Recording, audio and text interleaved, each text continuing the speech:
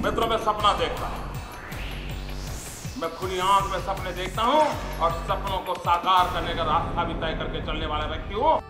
हमारे विस्ताરમાં નદીઓ પર ચેકડેમ ડેમ ચેકડેમ જેવા બંધો બંધાયા છે, જેથી પાણીનો સંગ્રહ થાય અને ભૂગર્ભમાં ઉતરે, જેથી ભવિષ્યમાં પાણીની સમસ્યા ઓછી થાય।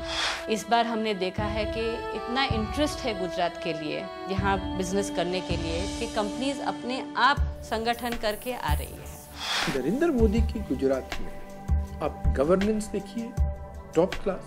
एक दफा नहीं, दो दफा नहीं, 3 दफा इस देश में यूनानिमसली डिक्लेयर कर दिया गया है कि सब बेस्ट एडमिनिस्ट्रेटेड स्टेट है गुजरात। हमारे नरेंद्र भाई मोदी प्रदेश के 14 मुख्यमंत्रियों में से सबसे अधिक स्थिरता यहाँ के शासन को दे सके हैं।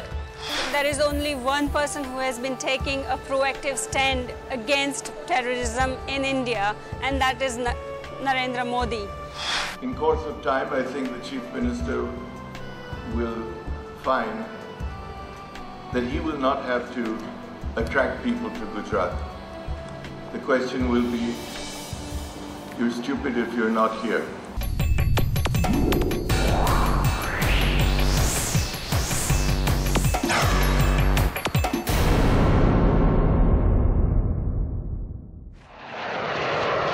आज भारत एक सुपर पावर बनने की तरफ तेजी से बढ़ रहा है, लेकिन इस दौड़ में सिर्फ एक ही रुकावट है, आतंकवाद। दिल दहला देने वाला यह अघोषित युद्ध देश भर में भयानक तबाही मचा रहा है। मुंबई के झवेरी बाजार और गेटवे ऑफ इंडिया पर बॉम्ब ब्लास्ट हुए, 46 लोग मारे गए, 160 घायल। अयोध्या के श्री राम मंदिर परिसर पर आत्मघाती दस्ते ने हमला बोला, कई लोग मारे गए। उत्तर प्रदेश में श्रमजीवी एक्सप्रेस में धमाका, 10 मारे गए, 50 से ज्यादा घायल। दीपावली के दौरान दिल्ली में सीरियल ब्लास्ट, 67 लोग मारे गए, 224 घायल।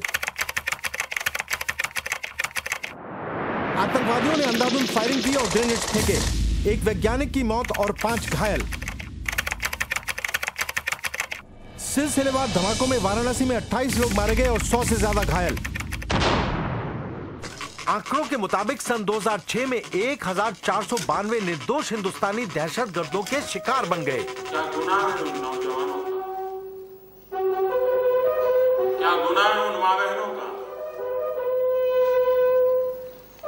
किसी का भाई छीन लिया जाता है, किसी का लाडला छीन लिया जाता है, किसी बहन का सिंदूर पोंछ लिया जाता है। क्यों? कब तक? 11 जुलाई सन 2006 शाम के 6 बजे से 6:40 तक का समय मुंबई पर भारी पड़ा। लोकल ट्रेनों पर लगातार 7 अलग अलग जगहों पर बम ब्लास्ट किए गए। तकरीबन 200 लोग मारे गए, 625 घायल हो गए। पुलिस के मुताबिक इस हादसे को अंजाम दिया था लश्कर ए तोयबा और सिम्मी ने। हमने देखा है कि भी ऑफिशियल लैक्सिटी से और पब्लिक की लैक्सिटी से महाराष्ट्र में क्या हुआ, उसी टेररिज्म से। मुंबई धमाकों में शामिल सिम्मी यानी students Islamic movement of India ने कई और आतंकवादी घटनाओं को अंजाम दिया है। सीमी पर जो चार्जशीट है, उस चार्जशीट में ये तमिल मुस्लिम मुन्नी कड़गम का नाम है। उसी पार्टी के साथ तमिलनाडु में कांग्रेस पार्टी चुनाव समझौता किया और चुनाव लड़ा। आप आतंकवाद से लड़ सकते हो क्या? दुनिया भर के कई देशों ने आतंकवाद से लड़ने के लिए अपने अपने कानूनों को और भी सख्त कर दिया है, लेकिन यूपीए सरकार ने तो आतंकवाद के खिलाफ देश के सबसे मजबूत कानून पोटा को ही निरस्त कर दिया। एक काम करो, इस देश के सुरक्षा बल के जवान जिन्होंने इस भारत मां की सेवा करते करते, जिन्होंने निर्दोष नागरिकों की सेवा करते करते अपने जान गंवाए हैं, उन शहीद परिवारों से सिर्फ वोटिंग करवा लीजिए और उनको पूछिए कि पोटा का कानून रहना चाहिए कि जाना चाहिए। अगर वो कह देते हैं तो फिर आपकी मर्जी, आप चला लीजिए। किसी भी सरकार ने जीरो टॉलरेंस डॉक्ट्रिन नहीं बनाई। अगर ज़ीरो टॉलरेंस, अगर आज आप सच्चे दिल से पूछें, ज़ीरो टॉलरेंस ऑफ टेररिज्म सिर्फ गुजरात में है। देखिए, जब गुजरात में वो बड़ा इंसिडेंट हुआ था अक्षरधाम वाला, उसके बाद पुलिस बड़ी चौकस हो गई थी, एडमिनिस्ट्रेशन, पॉलिटिकल सेटअप जो है, और उनका एक लक्ष्य था कि टेररिस्ट को गुजरात में घुसने नहीं देना है। The only person I see doing that is Mr. Narendra Modi. I think Mr. Modi has the same nationalist streak in him than Mr. Putin. He stand up for Indian value. He would stand up for India. He would stand up for the development of India. He would not allow any outside interference to come in the way of the development of India's nationality and psyche. आतंकवाद से निपटने का केवल एक ही तरीका है, political will, यानी आतंकवाद से जूझने की मजबूत राजनीतिक इच्छा शक्ति। होम मिनिस्ट्री के आंकड़ों के मुताबिक सन 2003 से 2006 के दरमियान गुजरात में आतंकवाद से केवल एक ही व्यक्ति की मौत हुई। लेकिन हैरत की बात यह है कि देश का एक बहुत बड़ा बुद्धिजीवी वर्ग और कुछ ह्यूमन राइट्स एक्टिविस्ट गुजरात की इस कामयाबी का जबरदस्त विरोध करते हैं। नरेंद्र मोदी की सरकार ने यह बिल्कुल स्पष्ट कर दिया है टेररिस्ट को, या जो भी टेररिस्ट को पनाह देने वाला हो, कि भाई ये 5-6 साल में उन्होंने ये क्लियर किया है कि देखिए सरकार इसमें आपको बख्शेगी नहीं। और ये सिग्नल देना सारी कंट्री में जरूरी है, और क्योंकि उसका सिग्नल इतना स्पष्ट है इसीलिए ये सब उसी को टारगेट कर रहे हैं। एक चीज को एक टेररिस्ट की व्यू पॉइंट से प्रेजेंट करना और उसको ट्रूथ समझना, और जो वर्जन पुलिस का हो या हुकूमत का हो उसको फॉल्स समझना, ये हमारी प्रेस की एक खास खूबी है। देश की सरहदों पर सरकार का ध्यान कम है, लिहाजा अब बांग्लादेशी घुसपैठिए पश्चिम बंगाल में हिंदुस्तानियों की जमीनें खरीद रहे हैं। They are selling their property, landed property, to these Bangladeshi Muslims. And what are they doing? What use they are putting to this land? Agricultural land, they are growing narcotics. Gaja is extensively cultivated in Nadia district. Even by the national highway, the land by the national highway, they are cultivating acres after acres of Gaja. And that Gaja is exported to via Bangladesh to other countries. Now, the sale proceeds is again invested in gun running. Arms are brought from Bangladesh and these are dispatched to the northern West Bengal. तो मैंने वहां की जनसभा में कहा, मैंने कहा देखो भाई, आसाम के पड़ोस में बांग्लादेश है और गुजरात के पड़ोस में पाकिस्तान है। मेरी भी हालत आपके जैसी है, वो आपके पड़ोस में है, मेरे पड़ोस में ये बैठे हैं। मैंने कहा लेकिन फर्क थोड़ा सा है, आप उनके से कारण परेशान हो, वो मेरे कारण परेशान हो।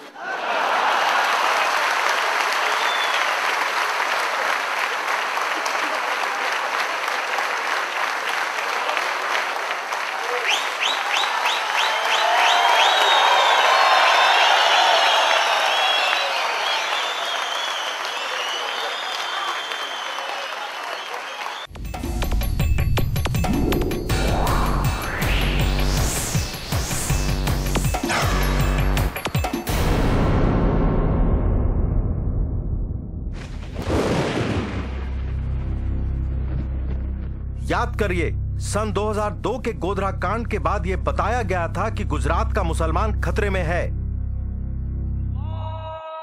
इसलिए हमने वहां जाकर यह पता करने की कोशिश की कि गुजरात के अल्पसंख्यक आखिर जीते कैसे हैं। यहां सुल्तान अहमद शाह की कब्र है। इसके ठीक नजदीक है अहमदाबाद की जामी मस्जिद। इस मस्जिद को सुल्तान अहमद शाह ने सन 1424 में बनवाया था।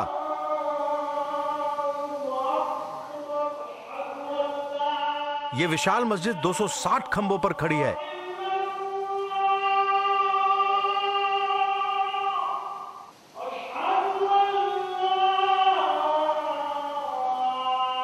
गुजरात के मुसलमानों की राय जानने के लिए भला अहमदाबाद की जामी मस्जिद से ज्यादा बेहतर जगह कहां मिलेगी?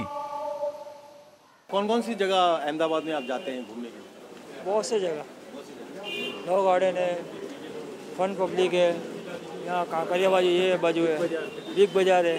गुजरात में ऐसा है कि जो मुस्लिम हैं उनके दुकान से लोग सामान नहीं लेते या उनके साथ भेदभाव करते हैं, ऐसा है क्या? ऐसा तो कुछ नहीं है, ऐसा कुछ भी नहीं है। ऐसा इस मुल्क में जैसा कि इसमें ऐसा कुछ भी नहीं है कि हिंदू मुसलमान की दुकान से नहीं लेता। हमारे तो हिंदू ग्राहक ज़्यादा है क्या? सब आदमी घूम सकते हैं, कर सकते हैं, कोई डर नहीं रहता है। पहले जो आज से 85 के बाद पहले बहुत ही मगजमारी ने ये झगड़े के घर नहीं थे ना, जहाँ भी जाते ये मगजमारी का घर ही होते थे। अभी का माहौल ऐसा हो गया कि रात को 12-1 बजे बाद में कोई है ना 1:30 बजे बाद में निकलते ही नहीं, क्योंकि पुलिस की चेकिंग होती है।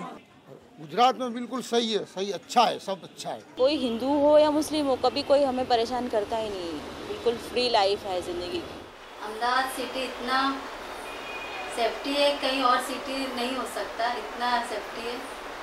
और जो लोग कहते हैं हिंदू मुस्लिम ऐसे है वैसे है, लेकिन अभी तक तो मुझे ऐसा लगा ही नहीं है कि हिंदू मुस्लिम में कोई भी तफावत हो। नहीं, ऐसे तो कुछ डर वर नहीं है, निकल जाते हम ऐसे घूमने के लिए। गांव महेरपुरा, जिला साबरकांठा, तकरीबन 600 लोग यहाँ रहते हैं। 80% इस गांव में मुसलमान हैं। हमारे गांव में सामूहिक गोबर गैस प्लांट है, वो 90% गवर्नमेंट का और 10% लोक फाड़ा से हमने ये काम करवाया है।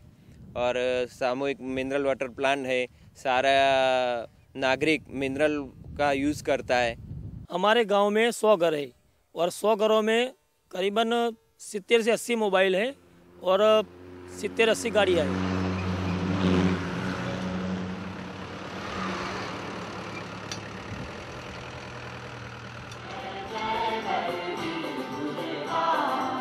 विदेशी निवेशकों का गुजरात के बारे में क्या कहना है? हम इंडस्ट्री में बात करते हैं, हमें किसी से ऐसा लगता नहीं है कि उनको ये महसूस हो रहा है कि कोई तनाव है कम्युनल। वो सब बिजनेस कर रहे हैं अच्छी तरह से, हैप्पीली। आमतौर पर भारत में 3 तरह के सामाजिक और आर्थिक विकास के मॉडल दिखाई देते हैं: महाराष्ट्र मॉडल, बंगाल मॉडल और गुजरात मॉडल। कांग्रेस के ही शासनकाल में विकसित हुआ है महाराष्ट्र मॉडल। बंगाल मॉडल, जो कि कम्युनिस्टों के 30 सालों के शासन की उपज है, और गुजरात मॉडल, जो कि पिछले 1 दशक के बीजेपी राज की देन है। बाकी स्टेट्स भी इसको धीरे धीरे गुजरात मॉडल को अपना रहे हैं। जो गरीबी रेखा के नीचे जो है, उसमें किसानों की संख्या कितनी है, वो हिंदुस्तान में सबसे ज़्यादा बंगाल में है। महाराष्ट्र में यह है कि वो हिंदुस्तान की फाइनेंशियल कैपिटल है, एक बार इंडस्ट्री में लीडर थी, और आज ये है कि वहाँ गवर्नमेंट ही नहीं है, गवर्नमेंट कुछ ही नहीं कर रही। बेशक आप विदर्भा में देख लें, बेशक आप इंडस्ट्री में देख लें, बेशक आप इंफ्रास्ट्रक्चर डेवलपमेंट में देख लें। सब इकोनॉमिक पैरामीटर्स के हिसाब से बंगाल है सबसे पिछड़ा हुआ स्टेट और गुजरात है सबसे पहला स्टेट। और ये जानकारी आज के तारीख में बंगाल के बच्चे बच्चे में है। ऐसा एक भी गांव नहीं है जिसमें एटलीस्ट 10% लोग गुजरात में नौकरी करने के लिए नहीं गए हो। वहाँ इन्वेस्टमेंट सिर्फ हिंदुस्तान के अंदर से नहीं, लेकिन बाहर से भी अधिक से अधिक गुजरात में आ रही है। When you showcase Gujarat, you showcase India. When you showcase India, you showcase Gujarat.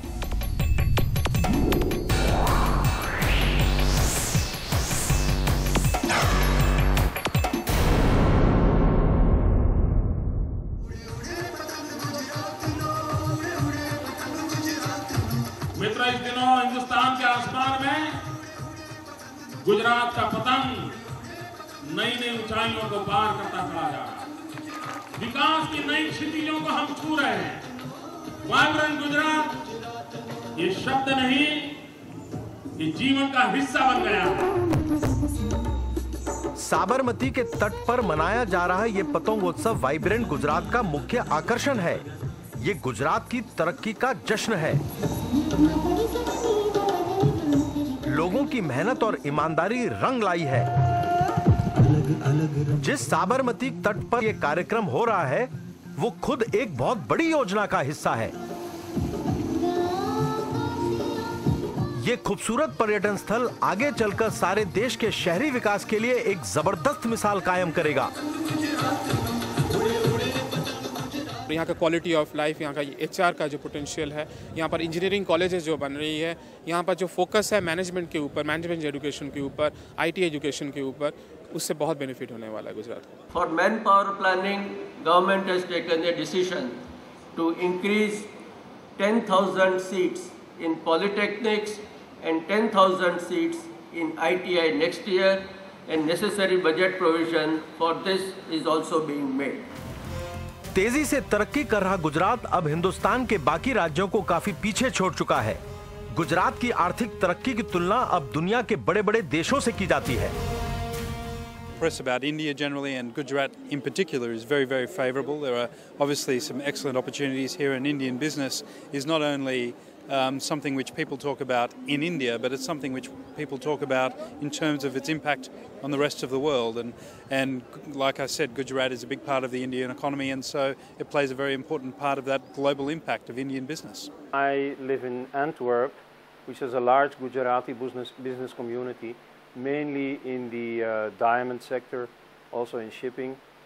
And I'm not very close to them, but I do interact with them. And you see, they nowadays have a very positive impression of Gujarat's economic performance.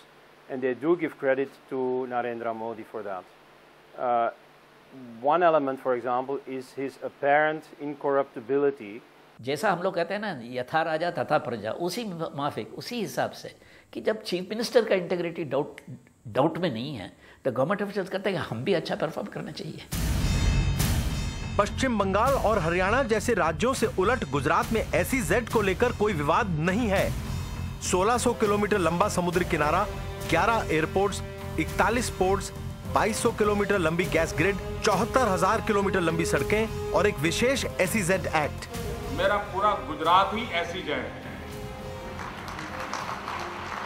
SEZ का meaning है इन Gujarat, S stands for spirituality, E stands for entrepreneurship and Z stands for gene.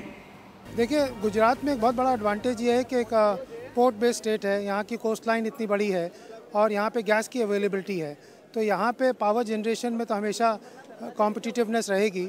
और बाकी रकम से भी जब administration अच्छा हो, माहौल अच्छा हो और प्रोएक्टिव हो यदि गवर्नमेंट्स, तो उसका एडवांटेज इंडस्ट्री को मिलता है। A large number of power projects are coming to Gujarat. The largest being, of course, the ultra mega power project. Manufacturing है तो इंजीनियरिंग में गुजरात का स्ट्रेंथ है। राजकोट है, बड़ौदा है, अहमदाबाद है, जामनगर है, इन सब सिटीज़ में काफ़ी इंजीनियरिंग प्रोडक्ट्स बनते हैं और सर्विसेज मिलती हैं। तो this makes it easy for a Dutch company. उसको आउटसोर्स भी करना है तो उसको जो सेटअप चाहिए, जो मैंने देखा है डच कंपनीज मुझे कहती है कि वो तो यूरोप में भी काफ़ी कम कंपनीज के पास ऐसा सेटअप होता है, वो यहाँ गुजरात में मिलता है उनको। हमारे यहाँ पीपा वाव से जयपुर तक गुड्स ट्रांसपोर्टेशन के लिए डबल डेकर ट्रेन हमने प्रारंभ की है और हम इसको पीपा वाव से पंजाब तक ले जाना, बठिंडा तक ले जाना चाहते हैं। आप कल्पना कर सकते हैं ट्रांसपोर्टेशन में कितनी बड़ा इंफ्रास्ट्रक्चर मिल जाएगा, एक बहुत बड़ा डेवलपमेंट होने वाला है। हैरानी की बात है कि देश में बंद पड़ी आधी स्मॉल स्केल इंडस्ट्रीज अकेले पश्चिम बंगाल में मौजूद हैं, लेकिन गुजरात में लघु उद्योग तेजी से बढ़ रहे हैं। In the last 5 years, there has been an addition of 70,000 units in the small scale sector. Today, the number of small scale units in Gujarat stand at 3,12,000 units, an all-time high record. This state is one of the most progressive states in the country. It's the fastest growing. It has a government that works. And I believe that as India takes its place in the world, as Mukesh said, that Gujarat will be one of its shining lights. देश में हड़ताल और lockout की वजह से साल भर में 2 करोड़ 33 लाख मैंडेज का नुकसान हो जाता है। गौरतलब है कि इसमें से 60% मैंडेज का नुकसान केवल पश्चिम बंगाल में होता है, लेकिन गुजरात में मजदूरों और मैनेजमेंट के बीच संबंध मधुर रहते हैं। यही गुजरात की खुशहाली का राज है। Reliance has been operating in Gujarat and we have not lost one single mandate of work because of any labor issues. I believe Gujarat is vibrant because it has a heady mix of three factors. It is fortunate to have at its helm very dynamic leadership provided by the Honorable Chief Minister, very high quality of governance, and it espouses a true spirit of partnership between industry and government.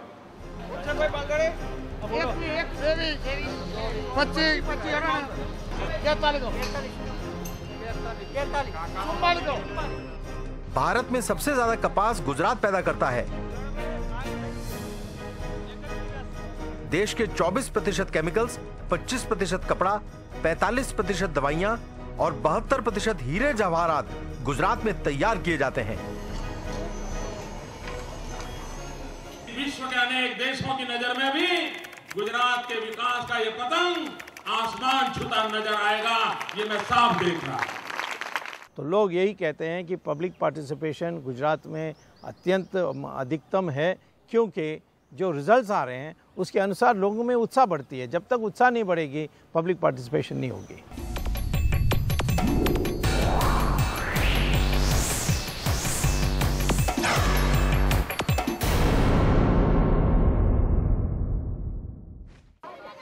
Bharat का अधिकांश भाग पानी की कमी के खतरनाक दौर से गुजर रहा है।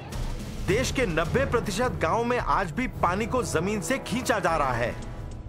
चिंता की बात यह है कि ग्राउंड वाटर रिचार्जिंग को लेकर राष्ट्रीय स्तर पर कोई ठोस योजना है ही नहीं।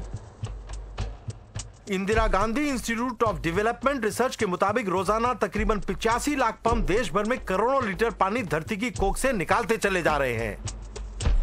भारत के सुइसाइड कैपिटल विदर्भ में ग्राउंड वाटर यानी भूजल तेजी से खत्म हो रहा है। पिछले 10 सालों में यह 30 से 90 मीटर तक गिर चुका है। यही हालत है राष्ट्रीय राजधानी दिल्ली की। यहाँ पिछले एक दशक में ग्राउंड वाटर का स्तर 4 से 9 मीटर नीचे गिर चुका है। 500 फूट, 1200 फूट, 900 फूट जमीन में काणा पाड़ी पाड़ीने 25 હજાર વર્ષ જૂનું પાણી ખેંચવા માટેનું કામ કર્યું છે। કેટલા દિવસ સુધી અંદરથી પાણી નીકળ્યા કરશે? દર વર્ષે બોર ફેલ જાય, કોઈનો 2 વર્ષે ફેલ જાય, કોઈનો 4 વર્ષે ફેલ જાય। ખેડૂતે જે મૂડી નાખી હોય એ પણ પાણીમાં જાય। એનો કોઈ ઉપાય ખરો કે નહીં? बातों ना बड़ा करे ना चाले, काम करी बताओ पड़े। एक समय था जब गुजरात में कम से कम 4000 गांव को टैंकर्स के जरिए पानी पहुंचाना पड़ता था। आज जल क्रांति के युग में गुजरात का लगभग हर गांव टैंकर मुक्त हो चुका है। आखिर ये करिश्मा हो कैसे गया? गुजरात भर में युद्ध स्तर पर चेक डैम बनाए गए और बनाए जा रहे हैं। चेक डैमों का डिजाइन कुछ ऐसा होता है कि नदी को जगह जगह रोक दिया जाता है। इससे पानी भारी मात्रा में एक ही जगह इकट्ठा होने लगता है, लिहाजा ग्राउंड वाटर रिचार्ज हो जाता है। गुजरात में सन 2001 और 2006 के दरमियान 1,10,000 चेक डैम बनाए गए। गौरतलब है कि आजादी से लेकर सन 2001 तक केवल 4,000 चेक डैम बनाए गए थे। आ 45 वर्ष में कांग्रेस शासन में आखा गुजरात में कुल 12,000 खेत तलावड़ी बनी है। सन 2003 और सन 2006 के दरमियान 1,37,000 खेत तालाबों को बनाया गया। गुजरात भर में सन 2001 और सन 2005 के बीच ग्राउंड वाटर का स्तर औसतन 4 मीटर ऊपर आ गया है। केवल नर्मदा के कारण नहीं हुई, उसके पानी के कारण नहीं हुई, मगर ये चेक डैम्स माइक्रो चीजें कर कर कर लोगों को इन्वॉल्व कर कर ऐसी चीज करना जो कि लोगों के हित में हो और वहां तक लास्ट आदमी तक पहुंचे। दक्षिण गुजरात में पानी ज्यादा मात्रा में है। यहाँ से पानी को सौराष्ट्र और कच्छ भेजने की योजना बनाई गई। बड़ी बड़ी पाइपलाइनों का जाल बिछा दिया गया। हम कहते हैं ना, बिलीव और नॉट बिलीव।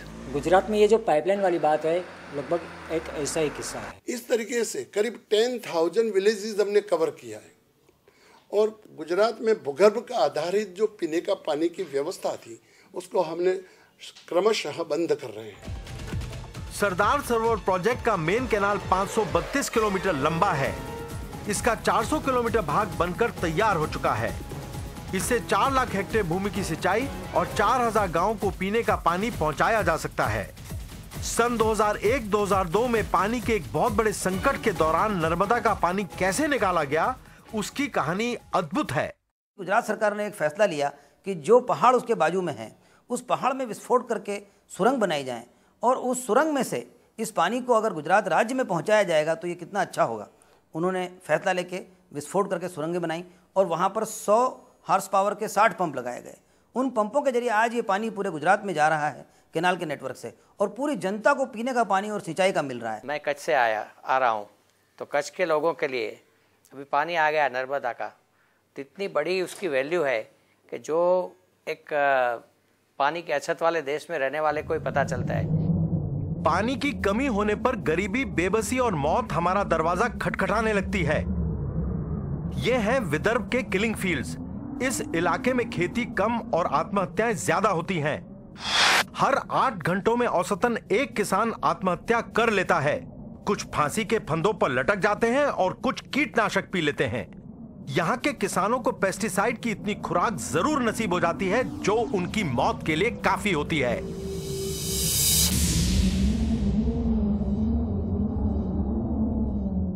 18 मई सन 2006 केंद्रीय कृषि मंत्री शरद पवार ने संसद को बताया कि सन 1993 और 2003 के दरमियान देश भर में 1,248,000 किसान आत्महत्या कर चुके हैं। आजकल महाराष्ट्र का विदर्भ क्षेत्र किसानों की आत्महत्याओं को लेकर हर रोज अखबारों की सुर्खियों में रहता है। जब इरिगेशन का पानी मिलता है तब फार्मर को भगवान के ऊपर आधार नहीं रखना पड़ता है और फसल अनसर्टन नहीं हो जाती है। महाराष्ट्र में, आंध्र प्रदेश में और कोई राज्यों में जहाँ जहाँ इरिगेशन नहीं मिला है और पानी नहीं मिला है, फार्मर्स की इनकम अनसर्टन होती है, डेट बर्डन बढ़ता जाता है और सुसाइड होते हैं। देश भर में खेती को लेकर काफी मायूसी का माहौल है। नेशनल कमीशन ऑफ फार्मर्स ने गुजरात मॉडल की खूब तारीफ की है। गुजरात में किसान की आवक 3 वर्ष में बमणी કરી દેશે ભાઈ। આજે જો એ વર્ષે લાખ રૂપિયા કમાતો છે તો એ 2 લાખ રૂપિયા કમાતો થઈ જવાનો છે। पहले मेरे को तो 50,000 की आवक होती थी और अभी तो उससे ज्यादा होकर 1.5 लाख की आवक हो जाती है। Whereas if you look at India, agriculture, where bulk of our people still derive their income from, in India is growing only at between 2 and 3.5%, whereas in Gujarat we have even maintained a double-digit growth in agriculture.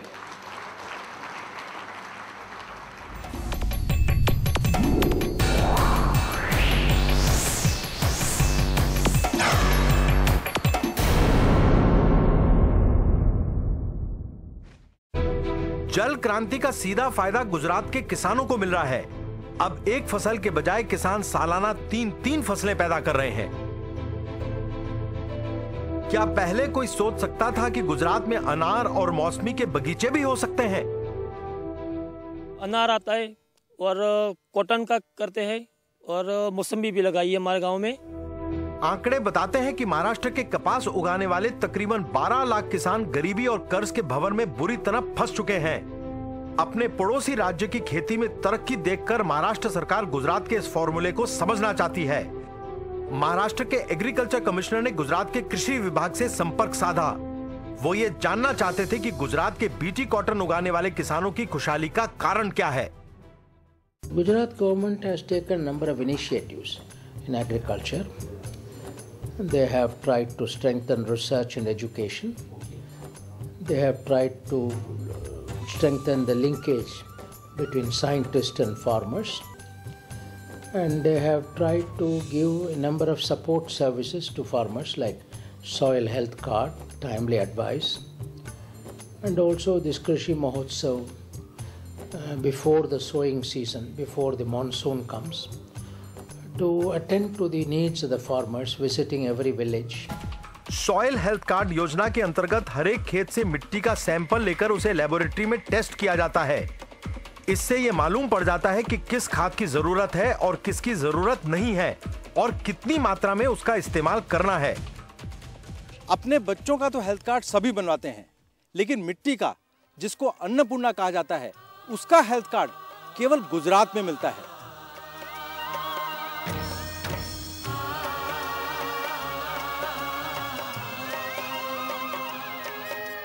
लोगों को अपने साथ जोड़ने का सबसे आसान तरीका है उनके चारों तरफ उत्सव जैसा माहौल बना देना। कृषि महोत्सव किसानों का त्योहार बन गया है। ये एक विशाल मेला है, तरक्की का, खुशहाली का। Modi has involved the public in a very great and deep manner and given them a sense of participation in every one of his major programs and projects. पानी का इंतजाम हो जाने से, घर पर 24 घंटे बिजली की सुविधा मिलने से और खेती बाड़ी की नई नई जानकारियों ने किसान की जिंदगी बदल डाली है। आज फिर से उसका आत्मविश्वास जागृत हो गया है। लाल बहादुर शास्त्री ने कहा था, जय जवान जय किसान। तो आपको लगता है कि गुजरात में आज किसान की वही इज्जत की जा रही है? ना, वही है इज्जत है। खेती करना अच्छा काम है और मेरे स्टेट में वो सामर्थ्य है और इसलिए मैं सपना देख रहा हूं कि हिंदुस्तान के सेकंड ग्रीन रिवॉल्यूशन का नेतृत्व ये सूखी धरती से हम करेंगे।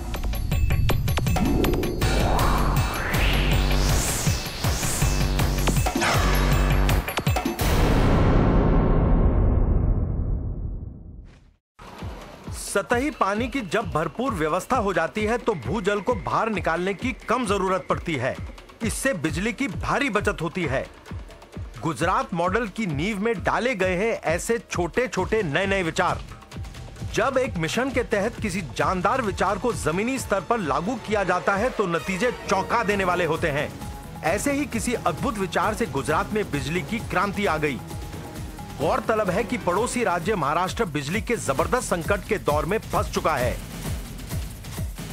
13 घंटे, 14 घंटे, 15 घंटे इतनी बिजली की कटौती करने के कारण महाराष्ट्र सरकार परेशान हो गई और उसने ये पता करने की कोशिश की कि आखिर गुजरात सरकार अपने 18,000 गांव को 24 घंटे कैसे बिजली सप्लाई कर पाती है। इसलिए आज हम गुजरात के एक बिजली विभाग के अधिकारी से बात करना चाहते हैं। हम पता करना चाहते हैं कि आखिर ये सीक्रेट क्या है। हाँ, गुजरात के जो एग्रीकल्चर फीडर्स और गांव के फीडर एक था, अभी सेपरेट किया तो ओनली गांव का ही फीडर आएगा, गांव के ही बिजली जाएगा, ऐसा सेपरेट लाइन लगाया। ज्योतिग्राम फीडर में ओनली गांव आते हैं, खेतीबाड़ी फीडर अलग होता है, तो उसकी वजह से पावर सप्लाई हम मेंटेन कर सकते हैं। पहले क्या था कि एग्रीकल्चर में था तो इंटरप्शन आ जाता था तो सारे लाइन फॉल पे जाता था, ये 8-10 घंटा सप्लाई बंद हो जाता था। अभी 24 सप्लाई उनको मिल रहा है। क्यों? कि सेपरेट लाइन किया है।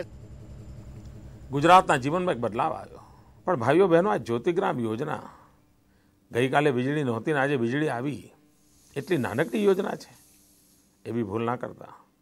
1000 દિવસના ટૂંકા ગાળામાં 23 લાખ જેટલા નવા થાંભલા નાખવા, 56,000 જેટલા નવા ટ્રાન્સફોર્મર નાખવા, 75,000 કિલોમીટર લાંબો કેબલ નાખવો, આ આંકડા ચમકાવી દેવા છે। 24 घंटे 3 फेज बिजली के चलते इस छोटे से गांव में भी हीरे घिसने के कई कारखाने लग गए हैं। इस रोजगार ने गांव के लड़के लड़कियों के जीवन में खुशहाली बढ़ दी है। यही है गुजरात मॉडल। इनके पास कमी है तो सिर्फ समय की, क्योंकि जितना काम करते हैं उतने ही ज्यादा पैसे इन्हें मिल जाते हैं। मोबाइल से गाड़ी से फरवा माटे अने टीवी अने फरवा माटे गाड़ी। देश के ज्यादातर गांव में बदहाली से परेशान होकर लोग शहर की तरफ दौड़ लगाते हैं, लेकिन गुजरात मॉडल में उल्टा हो रहा है। रिवर्स माइग्रेशन के तहत लोग अपनी जड़ों को ढूंढते हुए शहरों से गांव की तरफ वापस आ रहे हैं। रमेश भाई रोज रतनपुर से बोटाद हीरे के कारखाने में काम करने के लिए अप डाउन करते थे। आज वो अपने गांव रतनपुर में फिर से रहने के लिए आ गए हैं। पहला तो घर भाड़े राखवामां लगभग 300 થી 400 રૂપિયા घर भाड़ू ત્યાં બોટાદનું થતું હતું। અત્યારે એ ગામડામાં રહ્યા પછી ઘણો ખર્ચો ઓછો, 1000-2000 રૂપિયાનો ખર્ચો ઓછો થઈ ગયો। વીજળી આવ્યા પછી 24 કલાક લાઇટ આવ્યા પછી કે 1000 થી 2000 રૂપિયા ઓછામાં ઓછો ખર્ચો બચી ગયો એમને। आपने विलेज तक इलेक्ट्रिसिटी पहुंचाई, विलेज में आपने बच्चों के लिए स्कूल अच्छा किया, विलेज में आपने पानी की सुविधा लोगों तक पहुंचाई, तो फिर लोग क्यों कचरे में जाकर शहर में रहेंगे? क्या 24 घंटे बिजली देने से नारी सशक्तिकरण का दौर शुरू हो सकता है? रतनपुर में तकरीबन हर घर में लड़कियों ने हीरे घिसने की मशीन लगा ली है।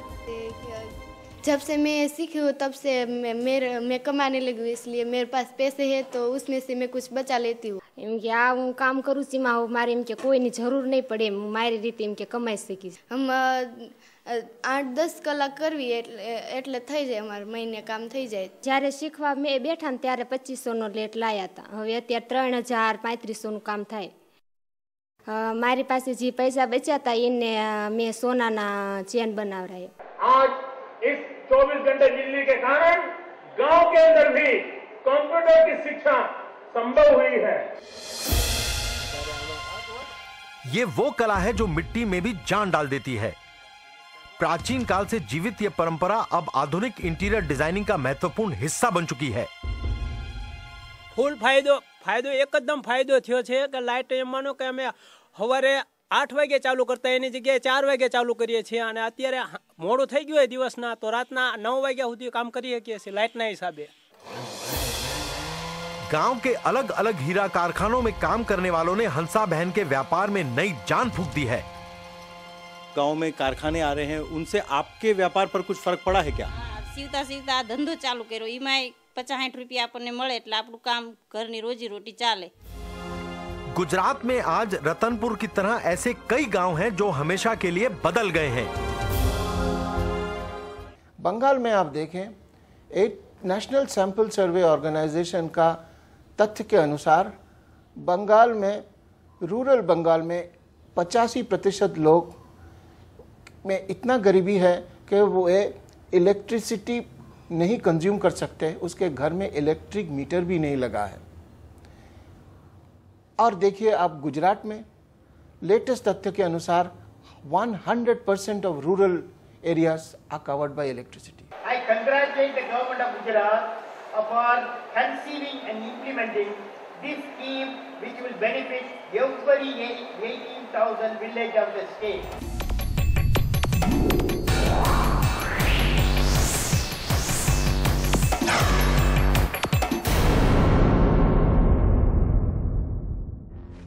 आंकड़े बताते हैं कि हर साल भारत में 1,20,000 महिलाएं गर्भावस्था में या बच्चे को जन्म देते वक्त मृत्यु को प्राप्त हो जाती हैं। ऑक्सफैम की एक रिपोर्ट के मुताबिक हर आधे घंटे में 6 भारतीय महिलाएं डिलीवरी के दौरान अपना दम तोड़ देती हैं। गांव में से जो दाई होती है उसको बुलाते हैं, वो डिलीवरी के लिए क्या करती है, कभी कभार पेट पर धक्का लगाती है, तो उसमें प्रॉब्लम क्या हो सकता है कि जो बच्चा है वो मर सकता है या जो बच्चादानी है वो फट सकती है। ધક્કો મારે ને એટલે આપણે શરીરે બધું ખીસાય ને તો આપણે કેટલું તકલીફ થાય ને, અને અહીંયા મફત આપણે અતરો તકલીફ નહીં પડે। કદાચ છોકરું મરી જાય, કદાચ માને દુઃખ થાય વધારે, કદાચ માં પણ મરી શકે। मित्रों, हमने एक चिरंजीव स्कीम का प्रारंभ किया जहां गरीब माता, प्रेग्नेंट माताओं को इंस्टीट्यूशनल डिलीवरी का प्रबंध किया और उस चिरंजीव स्कीम के कारण हमने हमारे इन्फेंट मोर्टालिटी रेट को एकदम नीचे ला दिया, और आज पूरा देश गुजरात की चिरंजीव स्कीम का अध्ययन कर रहा है। गुजरात के 73% गैर सरकारी स्त्री रोग विशेषज्ञ अब चिरंजीवी योजना में शामिल हो चुके हैं। तो हमने प्राइवेट डॉक्टरों की पार्टनरशिप की, उनको हमने कहा कि आप हमारी सरकार का ही हिस्सा बन जाइए और आपके अस्पताल में अगर बिलो पॉवर्टी लाइन की फैमिली की कोई महिला आती है, आप उसकी चिंता कीजिए, पेमेंट हम देंगे। मफत डिलीवरी पण थई અને એટલી બધી વધારે તકલીફ પણ નથી। भारत के हेल्थ मिनिस्टर ने कहा है कि पूरे देश में हम इसका रिप्लिका करेंगे। Singapore national research foundation board और सिंगापुर इकोनॉमिक डेवलपमेंट बोर्ड ने गुजरात को चिरंजीवी योजना के लिए सन 2006 में सिल्वर अवार्ड से सम्मानित किया। अगर प्राथमिक शिक्षा की स्थिति का जायजा लिया जाए तो भारत दुनिया में 99वें स्थान पर खड़ा है। यूनेस्को के मुताबिक पहली कक्षा से 5वीं कक्षा तक पहुंचने वाले 1/3 भारतीय बच्चे अपनी पढ़ाई बीच में ही छोड़ देते हैं। गुजरात ने स्कूल ड्रॉप आउट रेट को खत्म करने के लिए जो पहल की वो बाकी भारत के लिए एक मिसाल बन चुकी है। आंकड़ों के मुताबिक ये समस्या लड़कों के मुकाबले लड़कियों में कहीं ज्यादा गंभीर है। हजू पण अपना गाम में 100 થી 80 बहनों एवी छे कि जेमने कक्को बाराखड़ी पण आवड़ती नहीं। आ शिक्षणथी वंचित रही गયેલા नागरिकोनी વાત સાંભળીને મને પીડા થાય છે, મને દર્દ થાય છે। અને એના કારણે આ ગામમાં હું આજે આવ્યો છું। मन में हो अगर कुछ कर गुजरने का संकल्प तो फिर किसी करिश्मे को कौन रोक सकता है। गुजरात में सन 1998-99 में primary school drop out rate था 48.18%, यानी 5वीं कक्षा तक पहुंचने वाले तकरीबन आधे बच्चे बीच में ही पढ़ाई छोड़ देते थे। लेकिन सन 2005-2006 में primary school drop out rate गिरकर केवल 5.13% रह गया। इस गंभीर समस्या को सुलझाने के लिए साधारण से साधारण व्यक्ति को जोड़कर एक आंदोलन खड़ा किया गया। मुख्यमंत्री समेत गुजरात सरकार के तकरीबन 700 अफसर गुजरात के हर उस इलाके में हर साल पहुंचे जहां पढ़ाई को लेकर हालत ज्यादा खराब थी। एक नानकड़ू वचन आपो मने कि हवे तमे तमारा दीकरा दीकरीने भणावो। हवे अपना गाममां एक पण दीकरी अभण नहीं होय, आवो मने वचन आपो। हाथ ऊंचो करो तो मानो के तमे वचन आपो। છોકરોને ભણાવવાનો એ પ્રતિજ્ઞા લીધી કે છોકરોને અવશ્ય શાળામાં કાયમી નિયમિત મોકલવો જોઈએ। पहले आप लड़कियों को नहीं भेजते थे क्या पढ़ने के लिए? ના, પહેલા ઘર કામ વધારે એક સાહેબ શાળા મોકલતા નહીં। શું નામ છે તમારું? કાજલ। તમે સ્કૂલ જાઓ છો? તમે શાળા જાઓ છો? હા। શું નામ છે તમારી શાળાનું? પ્રાથમિક શાળા કે પ્રાથમિક શાળા ખેરાડી પ્રાથમિક શાળામાં જાય છે।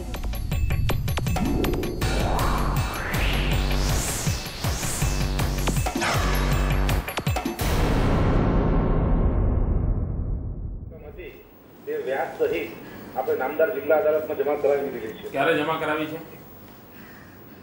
स्वागत ऑनलाइन एक चमत्कारी विचार साबित हुआ है। ये आम आदमी का प्रोग्राम है। अफसर से बात नहीं बनी तो अब मुख्यमंत्री से सीधी बात हो सकती है, ठीक सामने बैठकर। और अगर अफसरों ने कोई भी नाइंसाफी की है तो उनकी खैर नहीं। ये कोर्ट में केस जीती जाए और त्यार पछी पर पैसा न મળે એવી કેવી વ્યવસ્થા છે તમારી? કોર્ટ થ્રુ પણ કઈ તમારી મદદ હોય કે ના હોય ને? જી સર, બેન મારી પાસે કદી આગળ નથી સર આ બાબતે। ભાઈ એ બેન ક્યાં જાય? બધે જવું પડે ને? તમારે ત્યાં રૂબરૂ આવે તો જ તમે કામ કરો એવું છે? જી નહીં સર, આજની અરજી પણ કોઈ એમને મળી નથી સર। એટલે અમને હવે તો તમને મળી ને, મને કહો હવે શું કરશો તમે? એમને પૂરી મદદ આપે કોર્ટમાંથી પૈસા પૂરી મદદ નહીં, તમે શું કરશો મને 1, 2, 3 માં કોણ ક્યાં સુધીમાં કરશો એ કહો। गुजरात की विकास यात्रा की रेल नए विचारों की पटरी पर दौड़ रही है। The same infrastructure, वही कोर्टें, वही मैदान, वही वकील, वही जुडिशरी। हमने इवनिंग कोर्ट प्रारंभ की दिस 14 नवंबर को। भारत सरकार के सुप्रीम कोर्ट के जज सीमा सबरवाल जी आए थे और पहली देश की इवनिंग कोर्ट का उद्घाटन किया।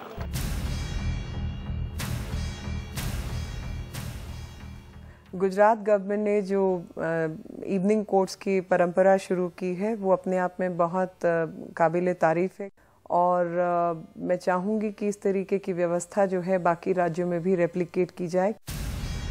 पिछले 5 सालों में गुजरात के बहुत से PSUs की काया पलट हो गई है। इसकी दास्तां ये आंकड़े खुद बयान कर रहे हैं। सन 2001 में गुजरात सरकार की बिजली कंपनियां 2542 करोड़ के घाटे में थीं। एक जबरदस्त टर्न अराउंड हुआ और सन 2006 में यही कंपनियां 200 करोड़ रुपए का मुनाफा करने लगीं। ये turn around is only because of political will. हमारे साहब ने बताया कि भाई चोरी को अटकाओ और हमको गाइडलाइंस दी कि भाई पुलिस स्टेशन रखो, चेकिंग बढ़ाओ, किसी को भी चोरी करते उसको छोड़ना नहीं। जीएसएफसी का सन 2002-2003 में घाटा था 390 करोड़ रुपए, लेकिन सन 2005-2006 में मुनाफा 437 करोड़। जीएसीएल का सन 2001-2002 में 67 करोड़ घाटा था, लेकिन सन 2005-2006 में 294 करोड़ रुपए मुनाफा हो गया। आज बाकी भारत के लिए गुजरात मॉडल को अपनाने के सिवा क्या कोई दूसरा रास्ता है? बिजली, पानी, सड़क, रोजगार, कन्या शिक्षा, महिला सशक्तिकरण और राष्ट्रीय सुरक्षा जैसे अलग अलग मुद्दों पर गुजरात ने टर्न अराउंड करके दिखाया है। भारत का अधिकांश भाग अभी भी पुराने फॉर्मूलों पर चल रहा है। किसानों को सिर्फ बारिश के भरोसे छोड़ देने का मतलब है उन्हें बार बार आत्महत्या की तरफ धकेल देना। पावर कट का मतलब है 21वीं सदी में भी लालटेन युग में जीना। इस अंधकार का सीधा असर पड़ता है बच्चों की पढ़ाई पर और कारोबार पर। आज देश की स्थिति में क्रांतिकारी बदलाव लाने की सख्त जरूरत है। आवश्यकता है लीडर्स की, हजारों कर्मठ नेताओं की। युग में जनजीवन के अंदर भीतर आग होनी चाहिए, मन में एक हुंकार उठनी चाहिए।